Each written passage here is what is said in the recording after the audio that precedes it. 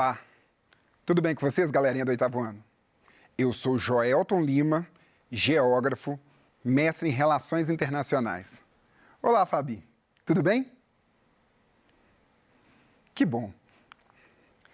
Vamos conversar um pouquinho hoje sobre problemas ambientais na América Latina.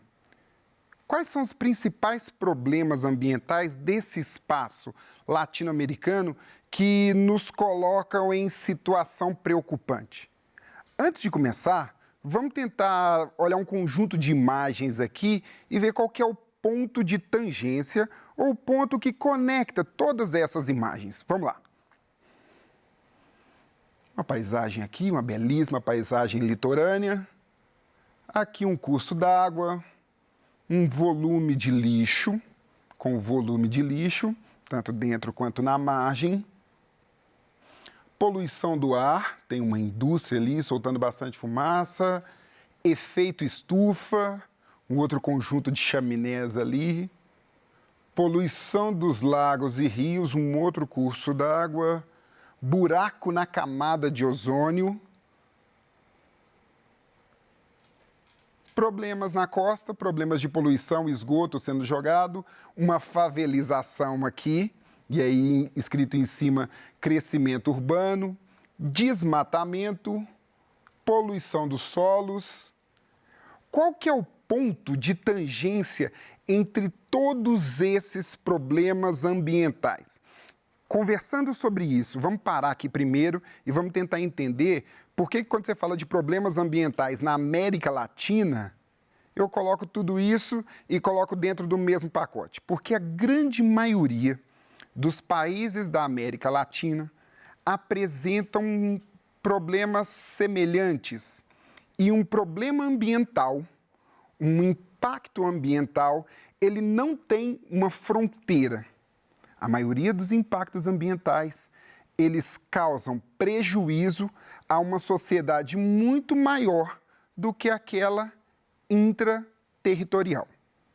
Então, quando você pensa em problema ambiental e a gente fala de América Latina, é de verdade problema ambiental para aquela sociedade que não cuida muito bem do seu território e para sociedades vizinhas, ainda que as sociedades vizinhas cuidem muito bem da questão ambiental, do seu território.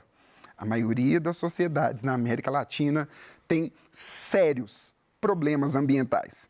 E qual que é o ponto de tangência? O que conecta todos esses problemas aqui que a gente viu?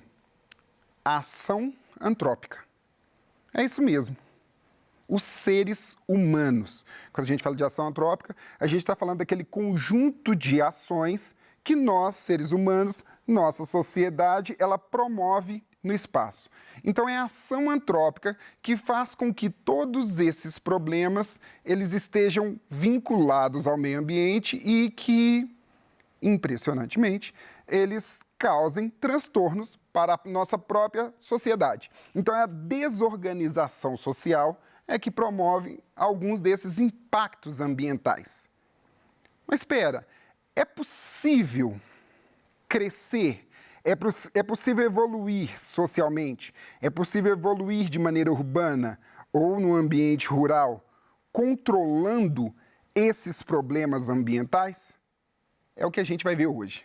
A gente vai gastar o nosso tempo investigando parte desses problemas ambientais e tentando colocar aí dentro de perspectivas de reconheço o problema, entendo o problema, e a partir de então eu começo a promover soluções para esses problemas. Poluição do ar. Quais são as principais causas? Vou advertir que não estão em ordem, mas assim, do senso comum, como se a gente estivesse passando aqui no estúdio com as pessoas que estão aqui com o distanciamento, com os câmeras, com o intérprete de Libras, com o pessoal de apoio. Se a gente tivesse passado um caderno aqui e dito assim, quais são os principais problemas relacionados à poluição do ar? Veículos motorizados que liberam gases como monóxido de carbono. Então, toda vez que lá no seu bairro o motorista liga o ônibus, quando ele dá aquela acelerada, o dióxido de carbono é liberado. Quando seu pai liga o carro, quando a gente está nesse processo de ligar um trator, essa fumaça liberada, ela faz com que vá para a atmosfera um volume considerável de fumaça poluente e tóxica. Incêndios florestais, então toda vez que uma floresta espontaneamente ou de maneira intencional, que o ser humano coloca fogo, aquela fumaça é prejudicial e polui. Poeiras dos desertos, e aí não é o nosso caso aqui na região sudeste, mas em lugares onde o processo de desertificação está avançado, em algumas cidades do Nordeste, por exemplo, aquela fumaça ou aquele pó, ele vai para a atmosfera e ele pode impactar seriamente alguns ambientes. Para além disso, movimentação de duna, por exemplo, cidades ou vilarejos que as pessoas são obrigadas a mudar porque a areia está invadindo, também é um impacto ambiental considerável. Liberação de enxofre pelas indústrias. Pensa nisso. Isso aqui, se você tivesse que apresentar, você apresentaria mais ou menos nessa ordem. Só que eu disse que não está na ordem de impacto. Por quê? Os veículos, eles não são os principais agressores da atmosfera. Alguns estudos apontam que os incêndios florestais, eles liberam muito mais CO2 para a atmosfera do que a atividade industrial e o tráfego de veículos. Pensa nisso e tenta entender qual que é o papel do Brasil dentro de um contexto de poluição ambiental na América Latina. Vamos lá, vamos tentar tocar para frente para entender. Quais são as consequências desse aumento de volume de poluentes na atmosfera? Primeiro, chuvas ácidas, a modificação da atmosfera, o aumento da acidez na formação das nuvens de chuva e aquela chuva que pode causar prejuízos muito sérios ao patrimônio público, às lavouras, o crescimento das chuvas ácidas. Os problemas com expressão são de nível respiratório e cardiovascular. Algumas cidades, o volume de poluentes é tão alto, mas tão alto, que as pessoas são obrigadas a, independente de pandemia ou não, as pessoas são obrigadas a andar de máscara. Não sei se você já leu alguma coisa, já viu algum vídeo. É legal dar uma procurada em alguns vídeos que mostram a Olimpíada de Pequim, a Olimpíada na China. Como é que era o ar de Pequim naquela época? Com indústria soltando fumaça o tempo inteiro e atletas saindo das provas, enquanto estava tudo ali, por trás das câmeras e tal, tudo bacaninha, mas quando saía da prova, quando saía da Vila Olímpica, todo mundo era obrigado a usar máscara. E aí, era máscara para proteger, porque o ar era extremamente tóxico. Algumas pessoas que vivem em grandes centros urbanos, em determinadas épocas do ano, têm uma incidência respiratória de gases poluentes tão grande que é preciso recorrer a procedimentos médicos. Então, é legal dar uma olhada, quando você pensar em poluição da atmosfera, você conseguir visualizar que não é só chuva ácida, não é só aumento do buraco da camada de ozônio, que a gente vai falar daqui a pouco, agravamento do efeito estufa, mas diretamente aquela poluição ela pode causar sérios problemas à saúde respiratória direta dos seres humanos. Não sei se vocês viram as últimas notícias, incêndios que estavam ocorrendo na região do Pantanal e, por causa da circulação atmosférica, esse grande volume de gases, eles não ficava restrito ao Pantanal e migrava passando a fronteira dos estados. Então, em algumas situações, cidades muito grandes ficavam completamente tomadas por aqueles gases. Percebe o tanto que os incêndios florestais, o tanto que os incêndios espontâneos ou não, ou causados pela ação do homem, o quanto eles são danosos ou podem ser danosos, quais são as consequências? E pensando nisso, voltando no que a gente tinha dito no início, eles não ficam restritos ao Brasil. O incêndio no Pantanal, ele não ficou restrito por causa da circulação atmosférica, os problemas com os incêndios no Pantanal não ficaram restritos ao Brasil. Outros lugares na América do Sul também foram seriamente afetados. Efeito estufa. E aí, vale a pena fazer uma parada para a gente entender alguma coisa sobre efeito estufa. Porque as pessoas fazem muita confusão e, de repente, você só se depara com o fim dessa confusão ou o agravamento dessa confusão quando você chega diante de um exame vestibular, seja para educação técnica, seja para a universidade. Quando você vê o conceito de efeito estufa abordado de forma diferente. Efeito estufa é bom. Efeito estufa é positivo. A gente só está vivo nesse planeta por causa do efeito estufa. Outros planetas não têm condição de ter vida porque não existe essa camada atmosférica, e não existe essa interação entre radiação, a atmosfera e o geóide para gerar esse efeito estufa. Então, esse calor que a gente sente no planeta é fruto desse efeito estufa. E isso é bom. Promove vida na Terra. A temperatura... Qual que é o primeiro planeta? Mercúrio. E o segundo? Sabia que a temperatura no segundo planeta é maior do que no primeiro do nosso sistema solar? Por quê? Porque Mercúrio não tem atmosfera. Então, essa atmosfera faz com que esse calor ele seja preservado aqui. A preservação de calor dentro do nosso planeta é chamada de efeito estufa. Não é só a radiação solar, mas a interação entre esses três fatores. O geóide, a atmosfera e a radiação solar que promove esse efeito estufa. Se não, se fosse só o Sol, quando o Sol se fosse, esse lado do planeta, sem o Sol, ia congelar. E não congela. Às vezes você está na sua casa, sua mãe está reclamando do calorão à noite. 9 horas da noite, ainda está muito quente, porque esse efeito estufa guardou esse calor dentro dessa estrutura de planeta Terra. Entende? Então, o efeito estufa é algo positivo.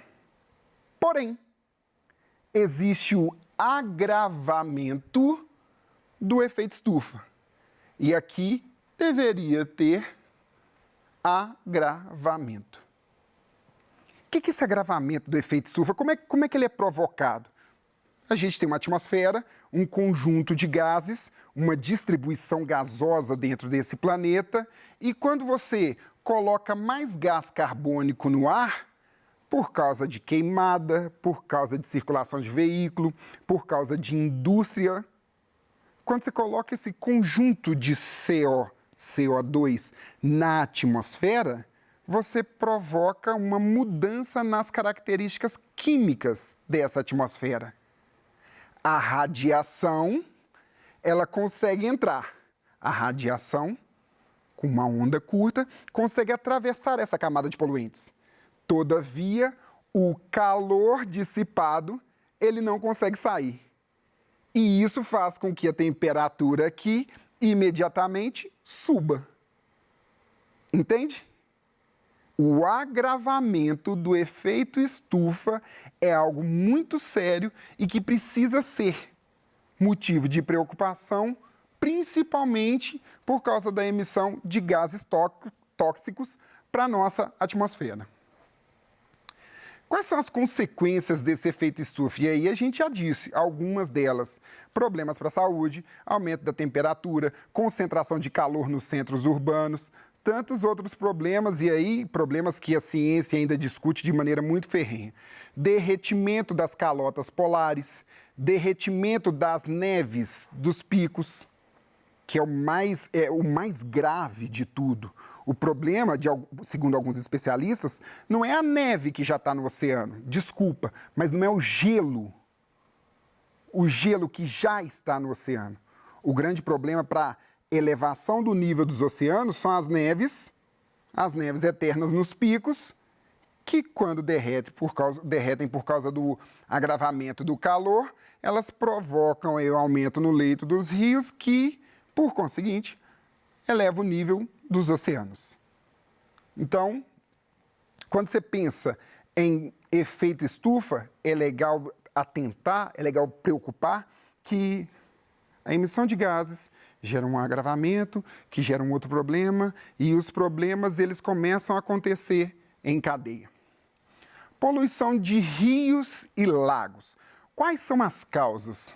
Chuvas ácidas, despejo de esgotos. Lembra lá? A chuva ácida provocada pela emissão de CO2 cai num lago, altera o pH daquela água, altera as características básicas daquela água, e aí toda a vida ligada àquele ecossistema, ela é imediatamente impactada.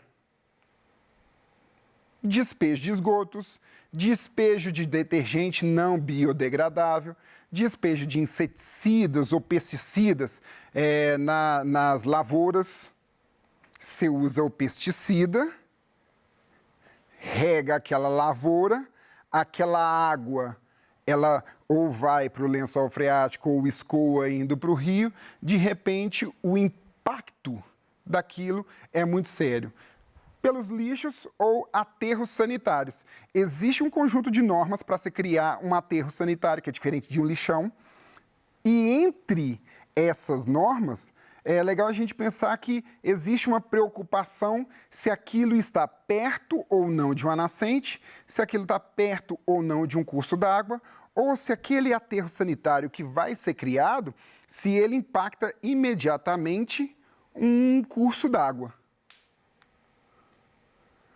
Quais são as consequências disso tudo?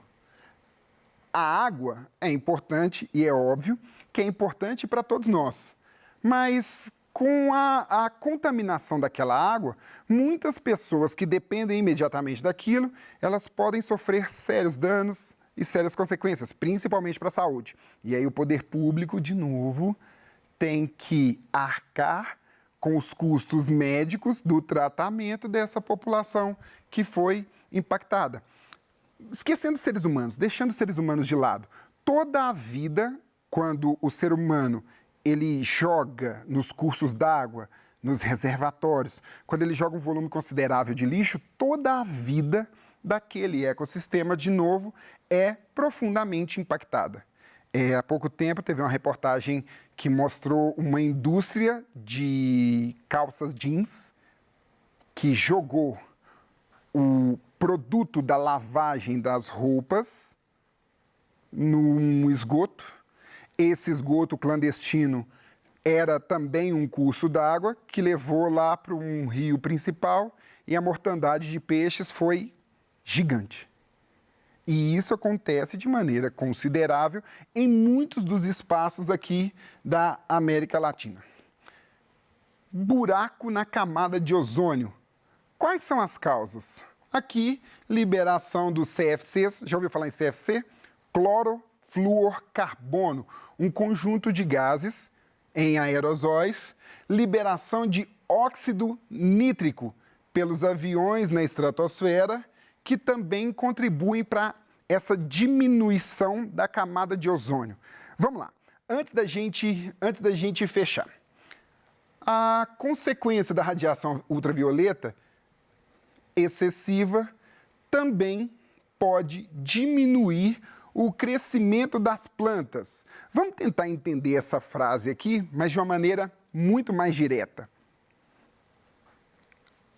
A camada de ozônio é um escudo de proteção que impede que a radiação a mais ela entre na atmosfera. Quando você libera gases que combinam, é um escudo gasoso, que combinam e elimina parte desse escudo, a radiação entra direto. Se a radiação passa direto pela atmosfera, sem ser refletida para o espaço, se aumenta o volume de radiação entrando por aqui, aumenta também o calor. Se aumenta o calor, esse buraco, ele pode fazer com que também exista o agravamento do efeito estufa. Parou para pensar nisso? Tem muito mais para a gente conseguir ver, tem muito mais problemas ambientais. É muito legal que a gente pare para analisar isso. Espero que vocês fiquem bem, se cuidem. Até a próxima.